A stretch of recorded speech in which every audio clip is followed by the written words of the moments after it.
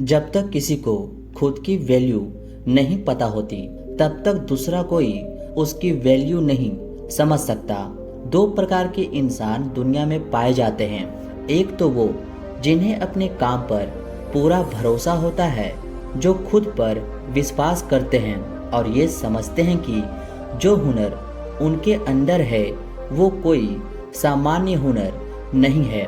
और दूसरे वो लोग जो अपने आप को बहुत मामूली समझते हैं, जो अपने काम को, अपने प्रोफेशन को बहुत ही सामान्य समझते हैं। इस प्रकार के लोगों को हमेशा यही लगता है कि उनके अंदर कोई खास बात नहीं है। और यकीन मानिए, इन लोगों का आंकड़ा बहुत ज़्यादा है। इसी प्रकार का मोहन नाम का एक इंसान एक छोटे से दुकान पर काम किया करता था। उसे हमेशा यही लगता था कि वो बहुत मामूली काम कर रहा है, वो सबसे घटिया काम कर रहा है और उसे ये काम छोड़ देना चाहिए। लेकिन पारिवारिक जिम्मेदारियां होने के वजह से वो उस काम को छोड़ नहीं पा रहा था। खाली समय में कभी वो विचार करता कि मैं खुद की एक दुकान खोल लूँगा, और कभी कोई दूसरा काम करने को सोचता ताकि लोगों के बीच उसकी इज्जत बने। लोग कहें कि मोहन बहुत अच्छा काम कर रहा है। वास्तविकता में जब भी कोई रिश्तेदार उससे पूछता कि वो क्या काम करता है तो वो अपने काम को छुपाने की कोशिश भी करता। वो हमेशा यही सोचा करता था कि किसी दुकान पर काम करना कितना तुच्छ काम है, कितना छोटा काम है। इससे अच्छा तो आदमी खाली बैठ जाए। कोई अगर पूछे भी तो कह तो दे कि कोई काम का तलाश कर रहा हूँ, अभी तो कुछ काम मिला नहीं है। लेकिन ऐसी तुझ काम के बारे में दूसरों को बताता ही क्या? मेरे बारे में क्या सोचेंगे कि ये कितना छोटा काम कर रहा है? क्या उनके बीच मेरी इज्जत, मेरी वैल्यू बनी रह पाएगी?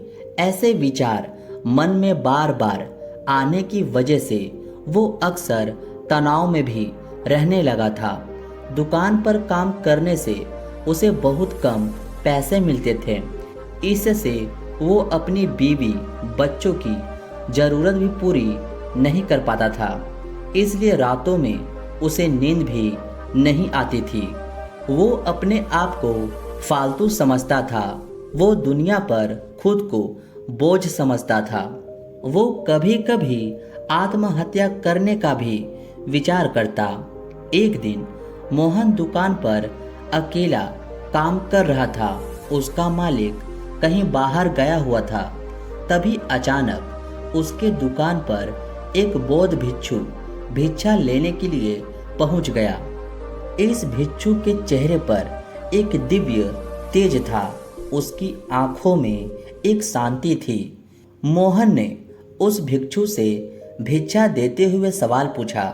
मोहन ने पूछा कि महात्मा जी, आपकी आंखों में गजब की शांति है, आपके चेहरे पर गजब का तेज है।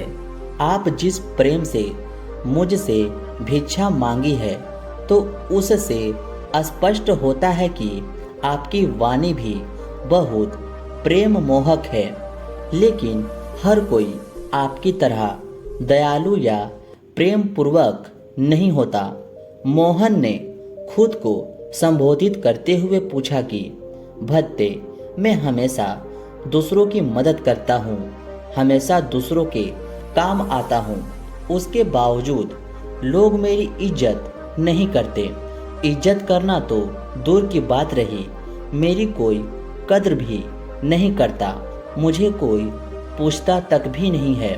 और मुझे ये लगता है कि मैं एक दुकान पर एक बहुत ही तुच्छ काम कर रहा हूँ, जिसकी वजह से लोग मेरी कभी भी इज्जत नहीं करेंगे।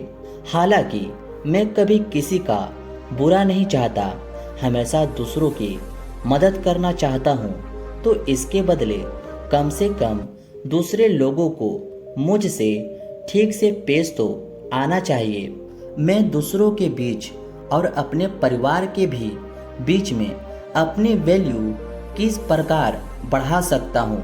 मुझे कुछ तरीके और उपाय बताइए जिससे मैं भी अपना स्वाभिमान भरा जीवन जी सकूं। बौद्ध भिक्षु ने मुस्कुराते हुए जवाब दिया कि भत्ते, जब तक तुम खुद की कदर करना नहीं सीखोगे तब तक दूसरे कोई तुम्हारी कदर नहीं करेगा। जब तक तुम्हें अपने काम को तुच्छ और छोटा समझते रहोगे तो दूसरे लोगों को क्या पड़ी है कि वो तुम्हें महान समझे, तुम्हारे काम को ऊंचा समझे। भिक्षु ने अपनी बातें आगे बढ़ाते हुए कहा कि ऐसा नहीं है कि हमें हर घर से भिक्षा मिल जाती होगी, लेकिन जो कुछ भी हमें मिलता है उसके लिए हमारे मन में एक धन्यवाद का भाव होता है। इससे हम खुद को प्रेम करना सीख पाते हैं। जब तक हम अपने आप को और अपनी किस्मत को कोसते रहेंगे तब तक हम अपने आप से कभी प्रेम नहीं कर पाएंगे। हम खुद को प्रेम तभी कर पाएंगे जब हम अपने आप को किस्मत वाला समझेंगे। मोहन ने भिक्षु की बात काटते हुए कहा कि हे गुरु, मैं अपने इस छोटे से काम से कैसे संतुष्ट रह सकता हूँ? मैं कैसे ऐसे तुच्छ काम के लिए अपने मन में एक धन्यवाद का भाव पैदा कर सकता हूँ? ये कैसे संभव है? मैं अपने काम को पसंद ही नहीं कर रहा तो क्या उपाय है? इस पर भिक्षु ने सड़क पर एक भिखारी की तरफ इशारा करते हुए कहा, जरा उस भिखारी को गौर से देखो। उसका भी परिवार है, उसके भी बच्चे हैं, वो भी किसी का पिता है। लेकिन अगर तुम महसूस करो तो तुम्हारी नज़र में वो तुमसे भी ज़्यादा तुच्छ काम कर रहा है तो तुम तो उससे बेहतर हालत में हो। तुम्हें तो खुश होना चाहिए। हर किसी की किस्मत तुम्हारे जैसी नहीं होती। हर किसी को किसी दुकान पर काम करने का मौका नहीं मिलता। अगर तुम ऐसे सोचोगे तो तुम्हारे मन में एक धन्यवाद का भाव अपने आप पैदा हो जाएगा।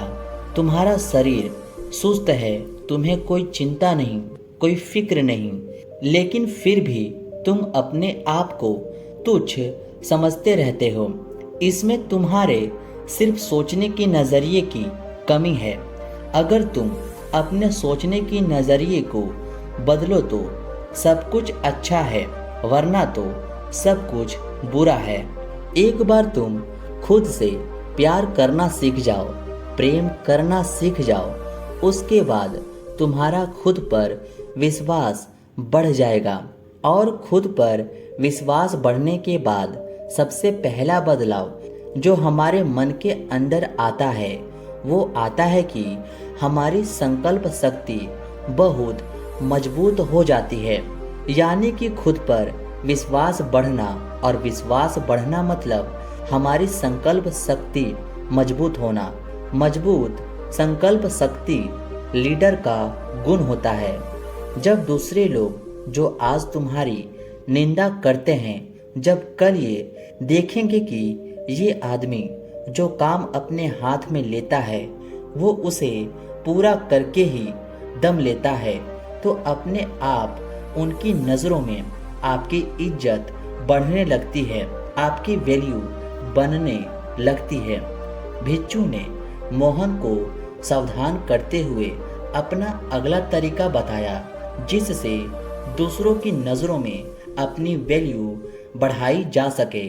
उन्होंने कहा कि अच्छाई करना, दूसरों की भलाई करना अच्छी बात है, लेकिन हर समय अगर आप किसी के लिए मौजूद रहेंगे तो वो आपकी ज़रूरत कभी समझ नहीं पाएगा, कोई आपको गंभीरता से नहीं लेगा।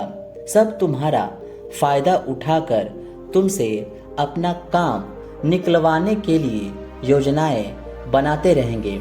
इसके बाद में तुम्हें दुख होगा, तुम्हारे मन को तकलीफ होगी, इसलिए पहले से ही सचेत हो जाओ।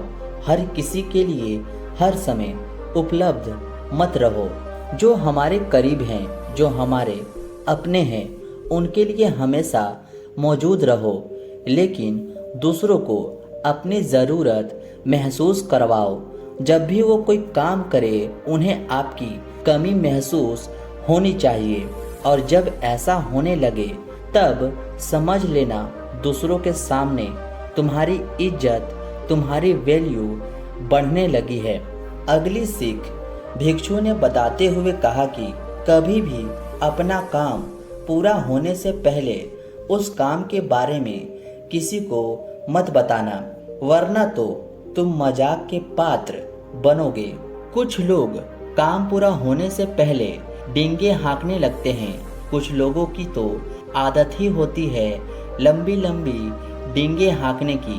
पहले वो बहुत लंबी लंबी डींगे हाँक लेते हैं, और जब काम पूरा नहीं होता तो दूसरों के सामने शर्मिंदा होना पड़ता है।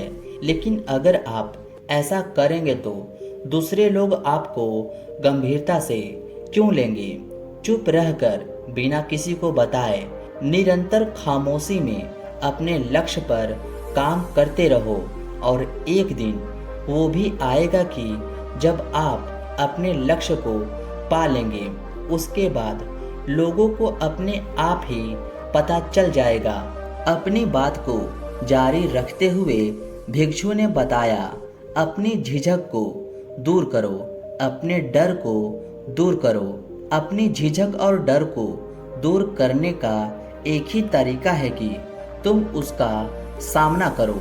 अगर अनजान लोगों से बात करने में हिचकिचाहट होती है तो उनसे जबरदस्ती बात करने का कोशिश करो, और कोशिश करते करते एक दिन वो भी आएगा कि जब आपको किसी से कोई झिझक नहीं रहेगी। आप किसी भी अनजान आदमी से बेधड़क बातें कर पाओगे। जब दूसरों के सामने बिना किसी डर और बिना किसी झिझक के आप अपने विचार रखेंगे तो आपके निर्भीकता की अपने मन में तो जरूर तारीफ करेंगे। भिक्षु ने मोहन को सावधान करते हुए कहा कि याद रखना, घमंड यानी कि अहंकार की तलवार बहुत बारीक होती है। वो कब तुम्हारी गर्दन काटेगी तुम्हें पता भी नहीं चलेगा। भौतिकी जीवन में कुछ उपलब्धियां हासिल कर लेने के बाद कुछ लोगों को अहंकार हो जाता है। हो सकता है वो अहंकार आपको नजर ना आए, पर दूसरों को वो अहंकार महसूस हो जाता है। इसलिए जब तक आप सामने रहेंगे तो आपके ओहदे की वजह से वो आपको इज्जत करेंगे, आपके सामने आपकी बड़ाई करेंगे, लेकिन आपके पीछे से वो आपको अहंकारी कहेंगे और घमंडी बताएंगे। इसलिए खुद का निरीक्षण करते रहें। कहीं कोई उपलब्धि हासिल करने के बाद हम अहंकार से तो नहीं भर गए, कहीं हम अपने से छोटे ओहदे वालों के साथ गलत तरीके से तो पेश नहीं आ रहे। इस बात का ध्यान रखना आध्यात्मिक उन्नति के लिए बहुत जरूरी होता है, क्योंकि आध्यात्मिक उन्नति में आदमी का अहंकार या घमंड ही सबसे बड़ा रोड़ा होता है। अपनी बात समाप्त करते हुए भिक्षु ने आखिरी में कहा कि हम सब लोग समाज में रहते हैं, हम सब सामाजिक हैं, इसलिए समाज के लोगों के साथ वक्त बिताना, उनकी मदद करना, उनके सामने अच्छे से पेश आना, ये सब बातें समाज के सामने तुम्हें एक बहुत ही इज्जतदार इंसान के तौर पर पेश करती है। इसलिए अपने समाज से, अपने समाज के लोगों से हमेशा जुड़े रहो। कुछ ना कुछ वक्त उन्हें जरूर दो। अपनी भिक्षा का पात्र संभालते हुए बौद्ध भिक्षु ने मोहन से जाने के लिए आज्ञा मांगी। इसी के साथ मोहन को अपने सवालों के जवाब मिल चुके थे। अब आप मुझे बताएं कि ये कहानी ने आपको क्या क्या बात समझाई और क्या सिखाई। मिलते हैं आपसे अब अगली वीडियो में। धन्यवाद।